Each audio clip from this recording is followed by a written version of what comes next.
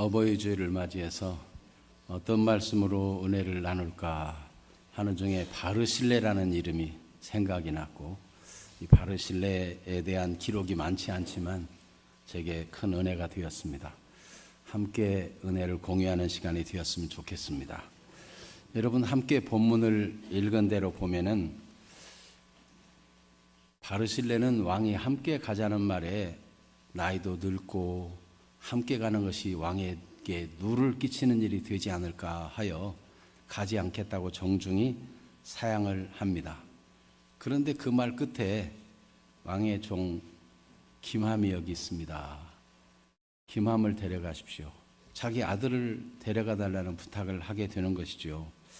결국은 바르실레가 다윗에게 선행을 하고 좋은 감정을 가지고 있었다고 보이는데, 그 모든 행동 배후에 자기 왕 앞에 아들을 보내어서 출세시키려고 하는 그런 욕망이 있는 것은 아닌가?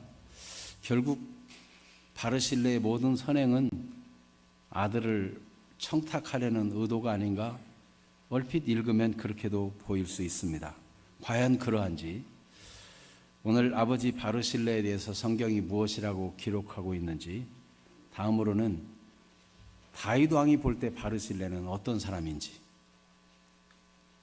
세 번째는 이 바르실레와 그 아들 김함의 관계 속에서, 다윗과의 관계 속에서 하나님이 우리에게 무엇을 알게 해주고 싶은지 우리에게 적용하는 말씀으로 이렇게 나누고 싶습니다.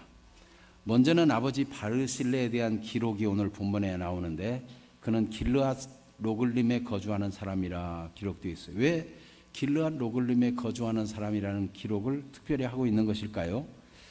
또 그는 큰 부자이지만 다윗이 공경에 처했을 때, 특별히 다윗 왕이 아들에게 쫓겨 마하나임이라는 곳에 와 있을 때 찾아가 왕을 공개한 사람이라는 기록을 보게 됩니다.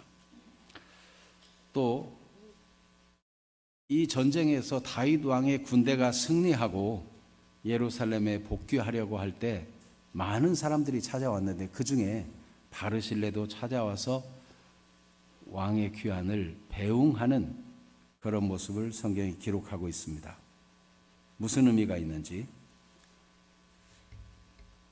네 번째로는 다윗 왕이 그에게 예루살렘 궁정으로 초청해서 은혜를 갚겠다는 제안을 할 때 정중히 거절하는데, 그 거절하는 바르실레의 말을 보면 그가 어떤 사람인가 좀 알 수 있지 않을까 해서 34절에서 37절 말씀을 다시 한번 살펴보겠습니다.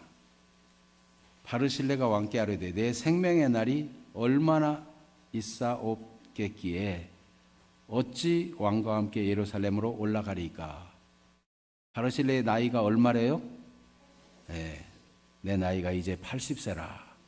80세쯤 되고 보니까 좋고 흉한 것도 분간이 안 되고, 음식의 맛도 잘 분간이 안 되고, 노래하는 남자나 여인의 소리도 잘 알아들을 수 없어.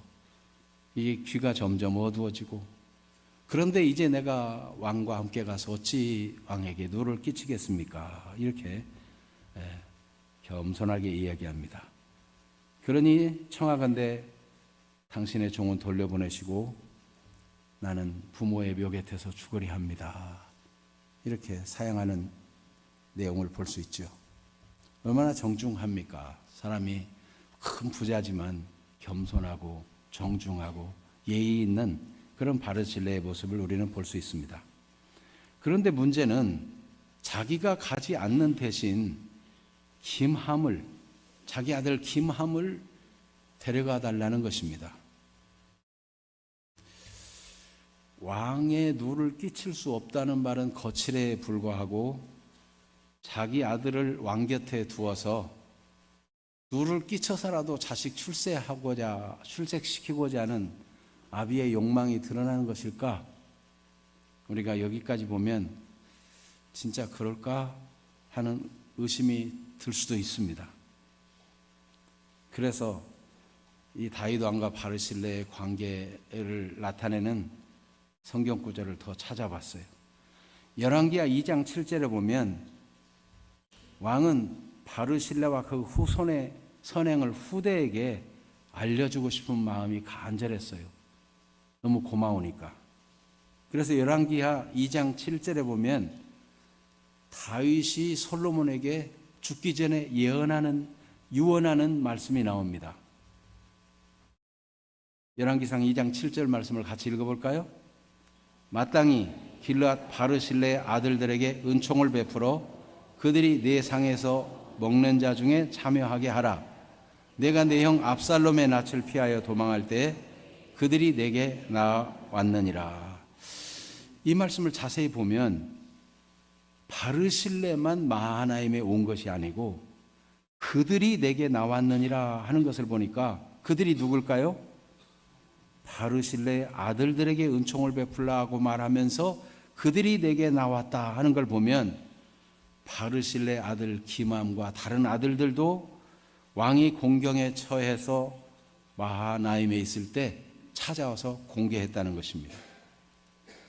아버지는 아들 기맘에게 좋은 신앙의 유산을 물려준 것이고 왕은 바르실레의 아들들을 왕자처럼 왕의 식탁에서 참여하게 하라는 부탁을 유언으로 아들 솔로몬에게 준 것입니다.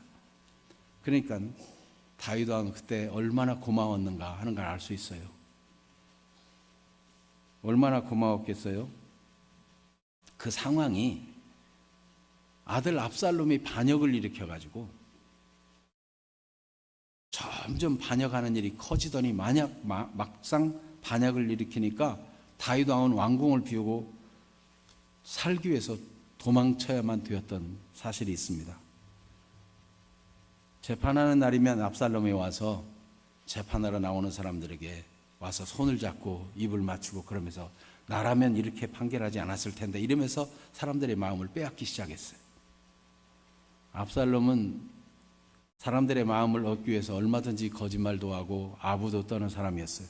그래서 많은 사람들이 압살롬에게 돌아오기 시작했어요. 심지어 다윗의 훌륭한 모사인 아이도벨까지 압살롬의 모의에 동참하게 되었어요. 아이도벨은 다윗에 관한 모든 일을 알고 있는 사람입니다. 그러니 다윗에게 딱 맞는 조언들을 해가지고 승승장구하게 만들었던 인물이 아이도벨이에요. 아이도벨의 모략이 패하지 않는다면 다윗은 당장 죽을 수밖에 없는 그런 위기입니다. 다윗은 다른 정보를 통해서 위기 중에 위기인 것을 알고 급히 다윗과 그의 수하들은 예루살렘으로부터 출발해서 요단강을 건너기까지 쉬지 않고 피난길에 오르게 되었어요.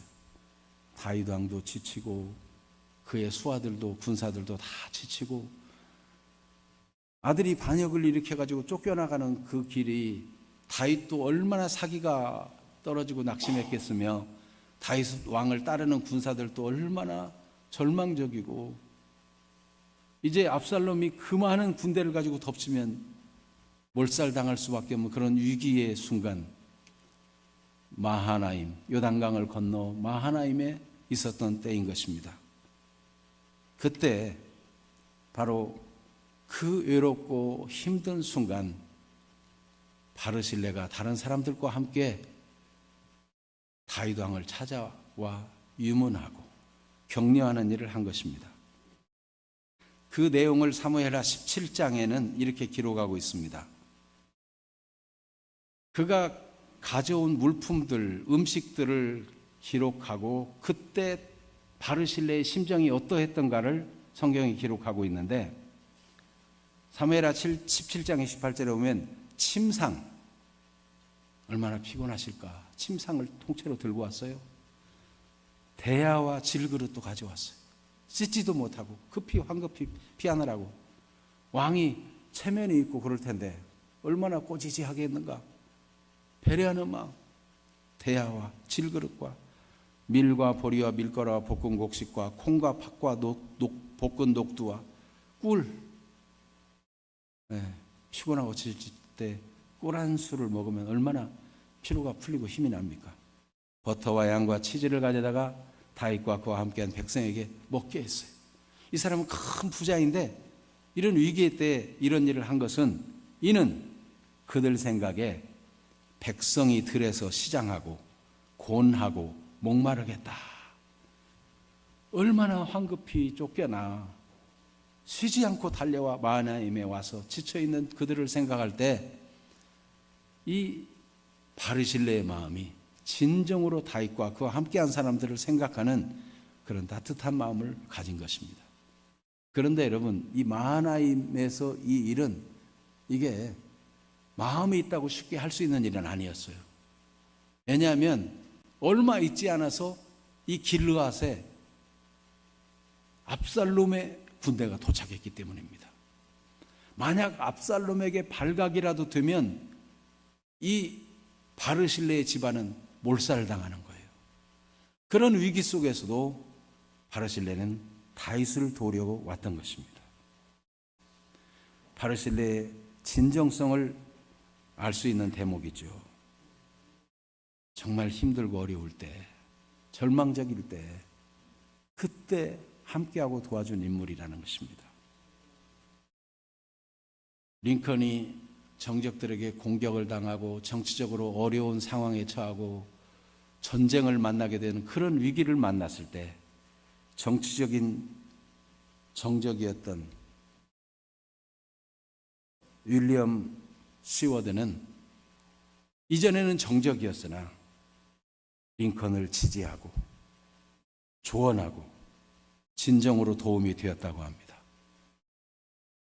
위기의 때에, 배신자들이 많은 때에 진정으로 돕는 사람, 진정으로 마음을 같이 하는 사람이 그리워지는 때가 아니겠습니까?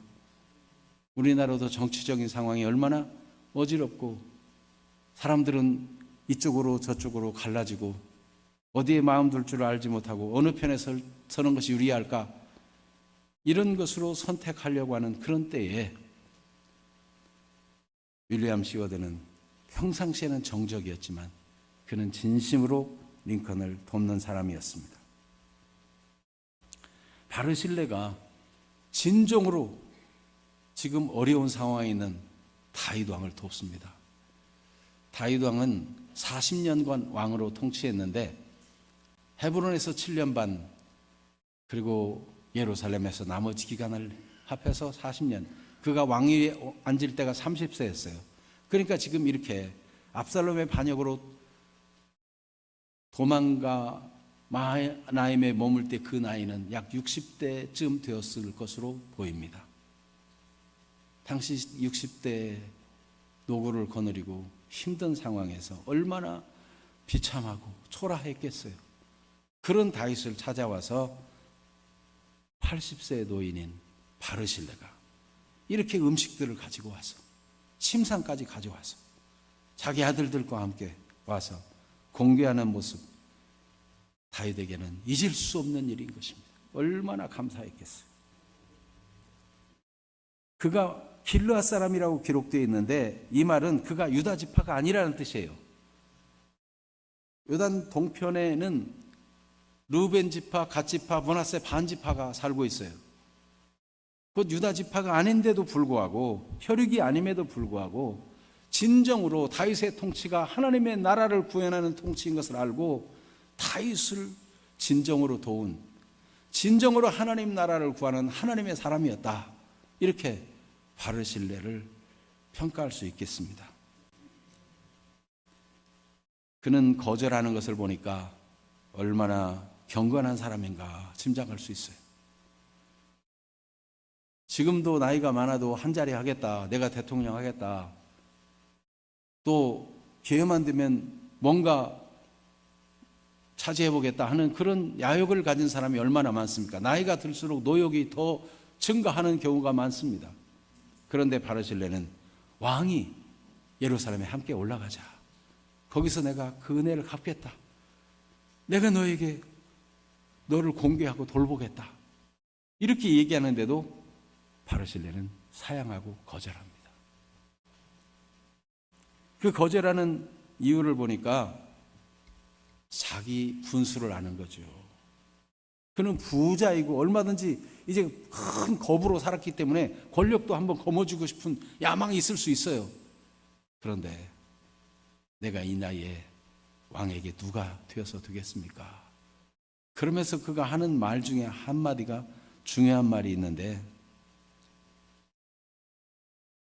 나는 내 고향 부모의 묘 곁에서 죽으려 합니다. 이렇게 얘기합니다.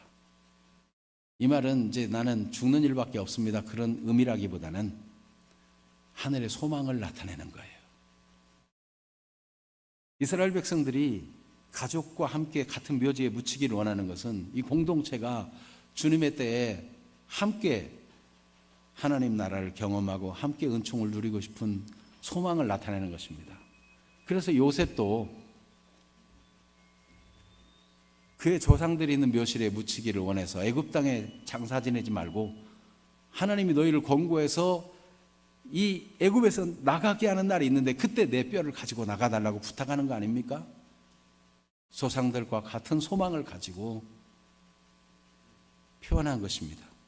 그러니까 이제 소망을 하나님께 두고 남은 인생을 아름답게 정리하고 오히려 믿음에 전수하는 일을 전념하겠다는 바르실레의 그런 경건한 모습을 우리는 볼 수 있습니다. 세상 영광, 권세, 명예, 부를 구하기보다는 하나님 나라를 구하고 믿음의 후대를 세우길 원하는 경건한 이 바르실레의 모습을 볼 수 있습니다. 누구보다도 다윗 왕이 유언으로 말할 이때에 보면 바르실레에 대해서만 유언한 게 아니에요. 열왕기상 2장 7절이 지금 바르실레의 후손들에게 잘 공개하고 왕자처럼 왕의 식탁에서 먹게 하라고 유언하잖아요. 그 앞에 보면 요압에 대한 유언이고요. 그 밑에 보면 시므에 대한 예언이에요. 요압, 그는 다윗 왕국을 확장하는데 공헌한 인물이지만 제멋대로 행해가지고 다윗 왕의 마음에 늘 아픔이 되고 걸림이 되었던 인물인데 마지막에 이 압살롬 때 반역에 동참하지 않았지만 다윗 왕의 다른 아들이 반역을 일으킬 때 동참한 인물이 됐어요. 우리가 임직자 선출을 했는데 모든 주님의 사람들이 열심히 하고 공헌한 거 중요하지만 진심으로 하나님 나라를 위하고 정말 지도자에게 순종하고 영적 권위를 인정하며 하나님 나라를 이루어가는 일에 주목하고 자기를 드러내지 않으려고 하는 이 자세가 대단히 중요한 것입니다. 요압 같은 사람 주의해라, 솔로몬에게 당부해요. 그 다음에는 시므이, 다윗이 어려울 때 다윗을 저주했던 시므이, 그가 와서 빌므로 다윗이 용서했지만은 시므이 이런 사람 주의해라 말한 거예요. 그런데 이 바르실레 아들들, 너 곁에 가까이 둘 사람이다. 왕의 식탁에서 존귀하게 대우하면서 그런 사람들의 조언을 받고 그런 사람과 뜻을 같이 해라. 솔로몬에게 유언으로 남겨줄 만한 그런 사람이니 이 바르실레와 바르실레의 아들들이 얼마나 경건하고 올바른 신앙을 유산으로 받고 신실하게 산 사람들인가 다윗의 유언을 보면 알 수 있습니다. 자, 이렇게 바르실레와 그 후손들의 이야기를 보면서 우리는 하나님께서 어떤 마음을 품고 이 어버이 주일에 살기를 원하시는가 하나님 앞에서 우리 자신에게 적용해 보기를 원합니다. 사실은 바르실레가 그렇게 다윗에게 충성하고 헌신하고 목숨을 걸고 했다 하지만은 실상은 다윗 왕의 보호를 받고 있던 그의 신하였습니다. 그의 백성이었어요. 성경은 말합니다. 누가 먼저 들여서 갚음을 얻겠느냐? 하나님께로부터 나지 않은 것이 무엇이냐? 만물이 주에게서 나오고 주께로 말미암고 주께로 돌아갑니다. 우리는 무엇보다도 하나님의 은혜와 사랑에 의지해서 살아가는 사람이 되어야 할 것입니다. 우리의 충성의 동기가, 우리의 헌신의 동기가 내 출세를 위하고 내 자식의 출세를 위한 것이 아니고 다른 동기가 아니고 하나님의 사랑과 그 은혜를 기억해서 감사함으로 하나님 앞에, 사람 앞에 신실하고 경건한 삶을 살아가고 믿음의 후대를 세우는 사람이 되지 않겠는가 하는 것입니다. 그래서 로마서 5장 3절에서 8절 말씀에 보면 믿음으로 어렵게 된 사람은 어떻게 살아야 되느냐? 하나님께서 거룩한 믿음의 삶, 의로운 삶을 살게 해 주시는데 의를 위해서는 환난을 받아도 박해를 받아도 오히려 즐거워할 수 있다는 거예요. 율법으로 말미암는 우리의 행동이나 공로로 의롭다 얻은 것이 아니라 우리의 선행으로 의롭다 얻은 것이 아니라 예수 그리스도께서 우리 죄를 다 담당하시고 죽으심으로 우리 죄는 다 하나님이 없는 것처럼 간과하시고 없는 것처럼 여기시고 그리고 예수 그리스도 안에 있는 의를 우리에게 전가시켜 주어서 우리에게 넘겨주어서 우리를 의롭다 여겨주시니 이 얼마나 큰 은혜입니까? 그러니 환난 중에도 즐거워하나니 환난은 인내를, 인내는 연단을, 연단은 소망을 이루는 줄 알미라 그랬어요. 그런데 이 소망이 절대로 우리를 실망시키지 않고 부끄럽게 하지 않을 것은 무엇이냐? 우리에게 주신 성령으로 말미암아 하나님의 사랑이 우리 마음에 부은 바 됨이라고 로마서 5장 5절 말씀이 기록하고 있습니다. 우리의 모든 충성과 헌신의 동기는 하나님의 사랑의 마음이 우리에게 부어졌다는 사실, 이 사실을 굳게 붙잡고 살아야 한다는 것입니다. 우리가 사랑받을 만해서 사랑받은 것이 아닙니다. 우리가 연약할 때 그리스도께서 우리를 위하여 죽으심으로 하나님의 그 사랑이 증거가 되었어요. 그래서 로마서 5장 8절에 우리가 아직 죄인 되었을 때 그리스도께서 우리를 위하여 죽으심으로 하나님께서 우리에게 대한 자기의 사랑을 확증하셨느니라 말씀하십니다. 하나님의 사랑이 분명히 드러났는데 하나님이 그리스도를 우리 죄 대신 죽게 하셨다는 거죠. 그러니까 주님의 희생과 그 사랑을 생각하면 우리가 하나님 나라를 위해, 복음을 위해, 또 믿음의 후대를 위해서 신실하게 살 수 있다는 것입니다. 고난도 복으로 여길 수 있다는 것입니다. 바르실레가 젊은 왕 이 압살롬에게 잡히면 죽을 수 있어요. 아버지도 쫓아낸 젊은 왕 압살롬이 얼마든지 다윗을 따르는 사람을 몰살시킬 수도 있었어요. 그러나 다윗 왕의 통치가 하나님의 통치이고 다윗을 따르는 것이 하나님 나라를 구하는 것인 줄 알아서 그는 복음과 함께 고난받는 것을 선택한 것입니다. 그러므로 우리도 이 땅에 살아가면서 복음과 함께 고난받는 것이 복이라는 사실을 생각하며 살아야 할 것입니다.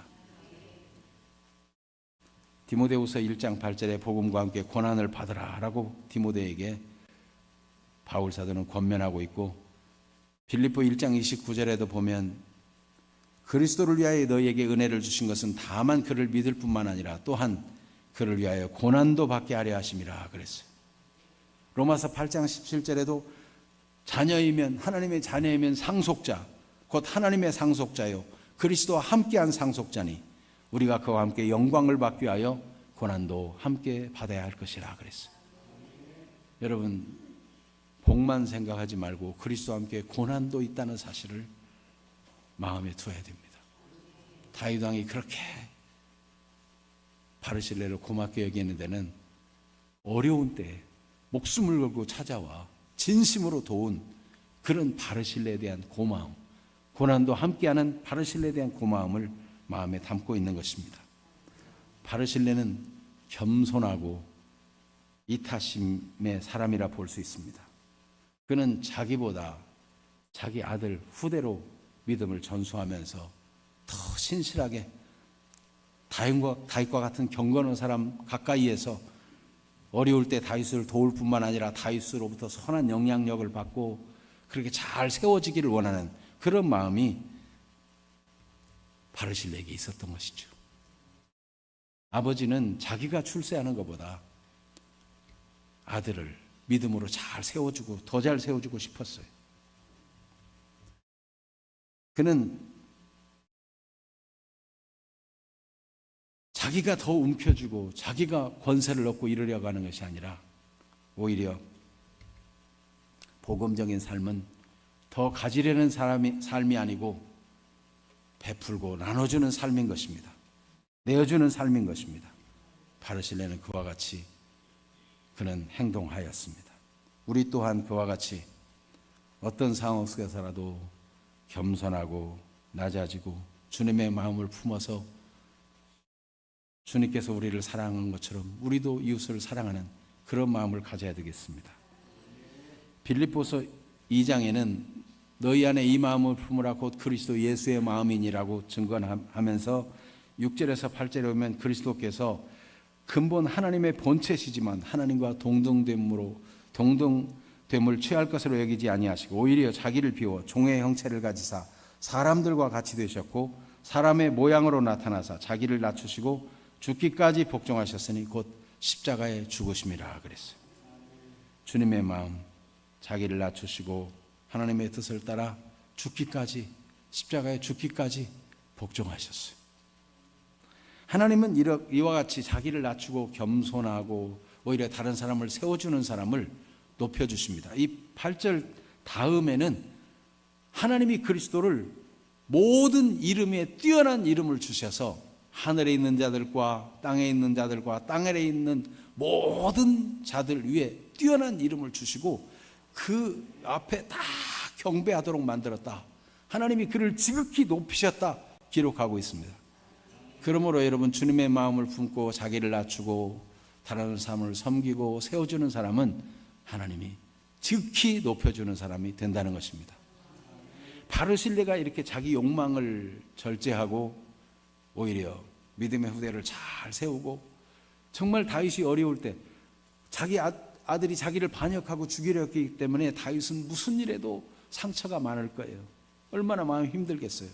그때 바르실레는 자기 아들을 내어줘가지고 다윗 곁에서 상심한 다윗 곁에서 아들처럼 전적으로 다윗을 보필하고 존경하고 믿고 따르도록 곁에 두게 했어요.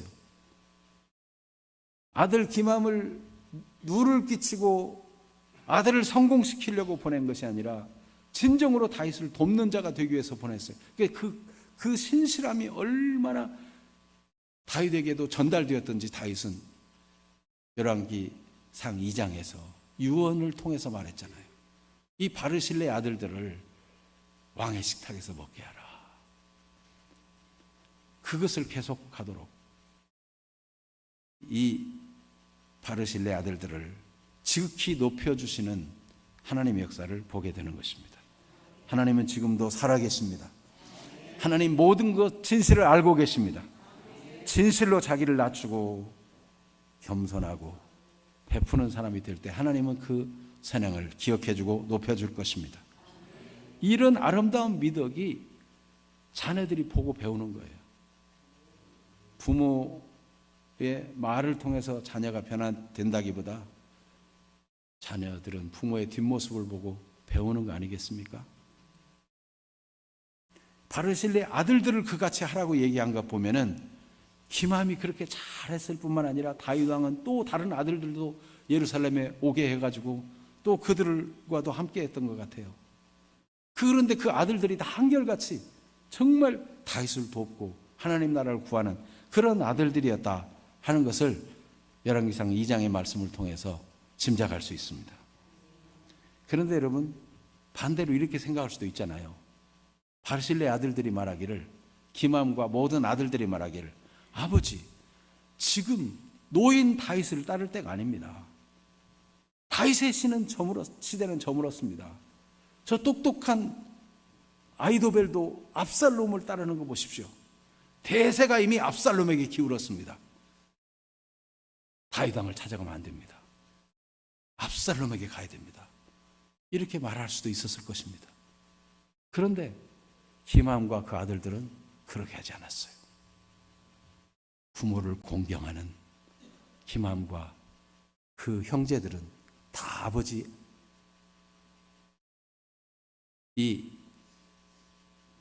바르실레를 따라서 목숨의 위협을 받는데도 다윗 왕에게 침상과 대야와 여러 가지 곡식들을 가지고 가서 공배하는 일에 참여하는 사람들이 되었어요. 여러분, 세상이 점점 변화가고 그래서 다 이기적이고 자기중심적인 세상으로 되어가고 있습니다. 극단적으로 치닫고 있습니다. 그래서 이제 결혼도 안 하겠다는 젊은이들이 많아지는 것은 결혼해가지고 처자 건사하려면은 내 인생 다 망친다.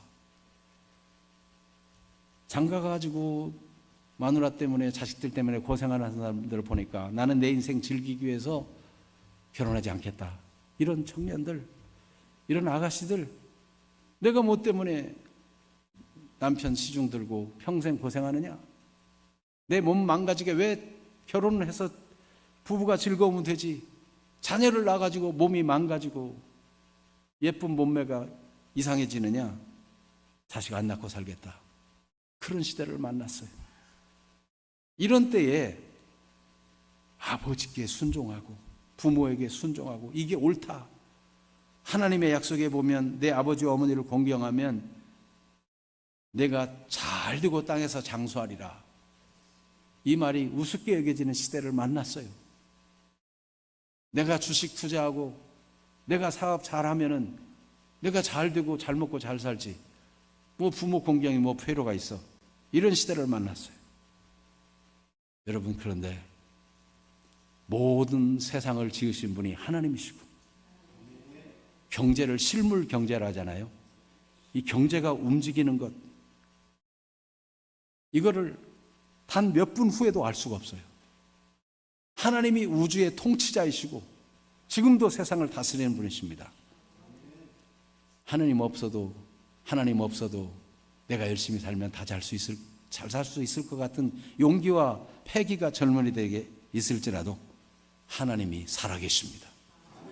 하나님은 우주의 통치자이십니다.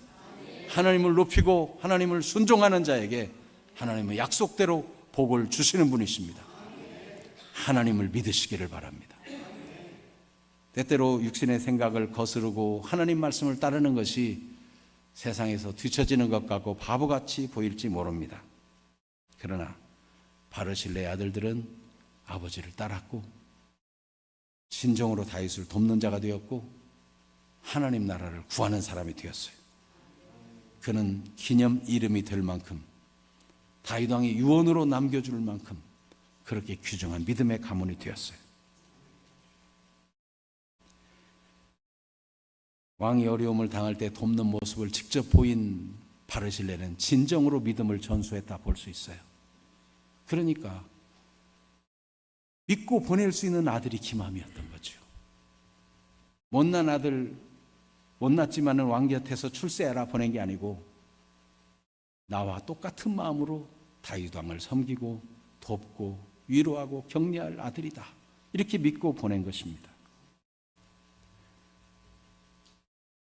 얼마든지 젊은 왕을 따를 수 있는데도 아버지를 순종했던 기맘 같은 우리 젊은 세대들이 되기를 축복하고 바르실레같이 삶의 모범을 통해서 자녀를 노엽게 하지 말고 오직 주의 교훈과 훈계를 삶으로 나타내며 진정성 있게 교훈하고 낙심하지 않도록 잘 돕는 우리 어버이들이 되기를 축복합니다. 옛날 보아스는 룻이 젊은 남자에게 제가해서 행복을 구하지 않고 하나님의 언약에 충실한 삶을 선택했을 때 그를 축복했습니다. 룻기 3장 10절에 보면 내 딸아 여호와께서 내게 복 주시기를 원하노라. 내가 가난하건 부하건 젊은 자를 따르지 아니하였으니 내가 베푼 인애가 처음보다 나중이 더하도다. 오늘도 진실한 복음을 따르고 영원히 쇠하지 아니하는 하나님의 말씀을 따르고 이 말씀은 오래된 말씀이지만 살아있는 말씀이고 영원한 가치 있는 말씀이고 생명을 주는 말씀입니다. 누를 끼치지 않겠다던 아버지가 누를 끼치느라고 아들을 부탁한 것이 아니고 믿고 보낼 수 있는 아들을 통해서 다윗에게 좋은 조언자가 되고 헌신하는 자가 되고 다윗에게 선한 영향력을 받아서 더 훌륭한 믿음의 사람으로 신앙이 커가기를 원하는 아버지의 진실한 마음, 그것을 전적으로 믿고 따르는 아들 김함의 모습, 그리고 그 아들의 모습, 우리 모두가 되기를 축복합니다. 아멘. 말씀을 생각하며 잠시 기도하겠습니다. 오늘 내가 그런 사람이 되게 하시고, 특별히 우리 정치 지도자들도 링컨과 윌리엄 시워드처럼 이렇게 서로 돕고 나라를 세워가는 일에 합력할 수 있는 그런 역사도 있게 해달라고 우리 기도하겠습니다. 한 2분 정도 하나님 옆에 자기를 살피며 또 나라도 생각하면서 함심해서 한번 기도하겠습니다. 하나님 아버지,